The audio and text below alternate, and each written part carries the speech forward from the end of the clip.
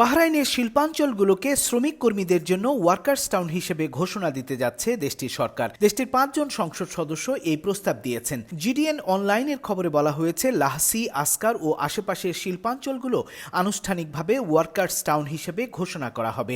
এই ঘোষণার মূল লক্ষ্য হল শিল্পাঞ্চলগুলোকে আরও পরিকল্পিত, নিরাপদ ও বিনিয়োগ বান্ধব করে তোলা।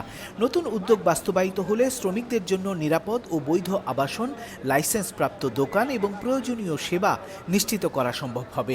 দক্ষিণ বাহরাইনের শিল্পাঞ্চলগুলোতে বর্তমানে বিপুল সংখ্যক কর্মী বসবাস করছেন। এদের জন্য অনেকেই নিজ উদ্যোগে আবাসন ব্যবস্থা করেছেন, কিন্তু অনেক আবাসনই বৈধভাবে নিবন্ধিত নয়।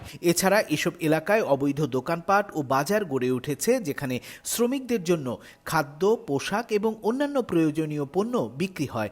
স্থানীয় সংসদ সদস্যরা বলছেন, এসব কার্যক্রম নিয়ন্ত্রণে আনতে আনুষ্ঠানিকভাবে ওয়ার্কার্স টাউন ঘোষণা অত্যন্ত জরুরি।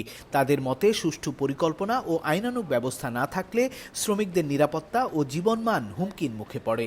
বাহরাইনে ওয়ার্কার্স টাউন গঠনের প্রস্তাব শ্রমিকদের জীবনমান উন্নয়ন, অবৈধ কার্যক্রম নিয়ন্ত্রণ এবং শিল্পাঞ্চলের পরিকল্পিত উন্নয়নে গুরুত্বপূর্ণ ভূমিকা রাখবে বলে আশা করা হচ্ছে। এটি বাস্তবায়িত হলে শিল্পাঞ্চলগুলো আরও নিরাপদ, সুশৃঙ্খল এবং বিনিয়োগ বান্ধব হয়ে উঠবে। আমিরাতের ফুজায়রায় রাস্তা পার হবার সময় এক প্রবাসী বাংলাদেশি মারা গেছেন।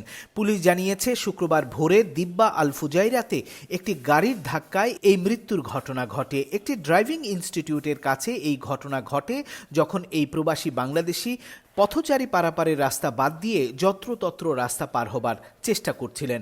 গাড়ির ধাক্কায় তিনি মারাত্মকভাবে আহত হন। ঘটনাস্থলেই ভুক্তভোগীকে মৃত ঘোষণা করা হয় এবং তার মৃতদেহ পরিবারের কাছে হস্তান্তরের আগে আইনি প্রক্রিয়া সম্পন্ন করার জন্য দিব্বা আল ফুজাইরা হাসপাতালে স্থানান্তর করা হয়।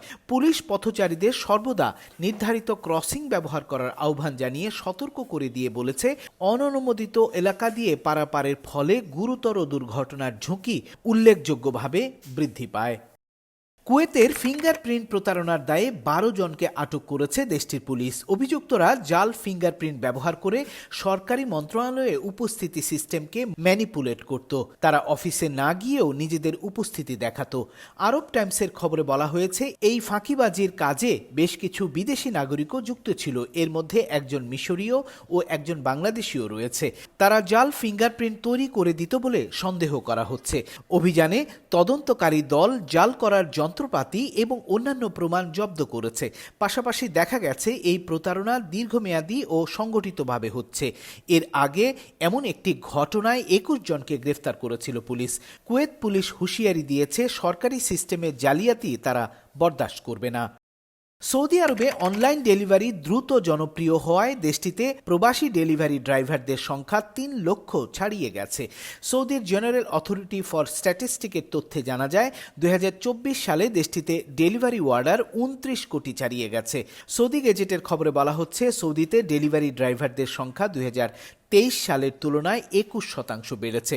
প্রবাসীদের পাশাপাশি সৌদি ড্রাইভারদের সংখ্যাও 1,40,000 ছাড়িয়ে গেছে। ফলে বোঝা যাচ্ছে, সৌদি ডেলিভারি পেশা জনপ্রিয় হয়ে উঠেছে। 2025 সালের হালনাগাদ জরিপ রিপোর্টে উঠে না এলেও ধারণা পাওয়া যায়, চলতি বছরেও তা বাড়ছে। প্রবাসী ডেলিভারি ড্রাইভারদের দেশটির ট্রাফিক আইন মেনে চলার পরামর্শ দিচ্ছেন সৌদি প্রবাসী বাংলাদেশিরা।